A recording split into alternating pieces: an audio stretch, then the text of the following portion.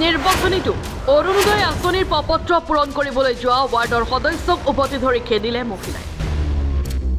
সমাগত লোকসভা নিৰ্বাচনৰ দিন চমু চাপি অহাৰ লগে লগে তৎপৰ হৈ পৰিছে শাসক বিৰোধী। ঠিক তাৰ মাজতে দেখিবলৈ পোৱা গৈছে দলীয় কৰ্মীৰ নিৰ্বাচনী বিধি উলংঘন কৰি বিক্ষিপ্ত ঘটনাসমূহ। এবাৰ স্থান হৈছে শিৱসাগৰৰ ৰাজমাই চাহ বাগিচা। যোৰহাট লোকসভা সমষ্টিৰ পৰা গৌৰৱ গগৈ প্ৰাৰ্থিত্ব লাভ কৰা তথা তেখেতৰ জনপ্ৰিয়তা দেখি শাসকীয় দলৰ নেতা কৰ্মীসকল চিন্তিত হোৱা পৰিলক্ষিত হৈছে, যাৰ পৰিপ্ৰেক্ষিতত ডিমৌ সমষ্টিৰ ৰাজমাই চাহ বাগিচাত এইদৰে নিৰ্বাচনী বিধি উলংঘন কৰা দেখা গৈছে দলীয় কৰ্মী।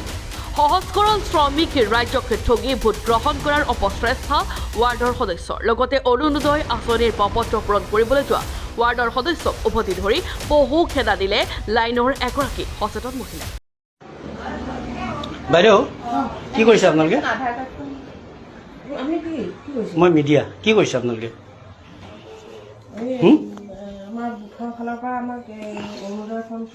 অৰুণোদয় ফৰ্ম ফিল আপ কৰিবলৈ দিয়া হৈছে।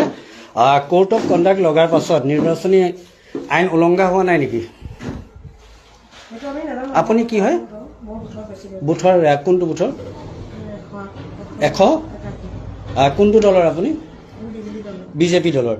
বিজেপি দলৰ আপুনি কৰ্মকৰ্তা, যিহেতু আপুনি ইমানখিনি জানিব লাগে যে যেতিয়া কোৰ্ট অফ কণ্ডাক্ট লাগে তাৰপাছত এনেধৰণৰ কামবিলাক কৰাটো কিমান গ্ৰহণযোগ্য?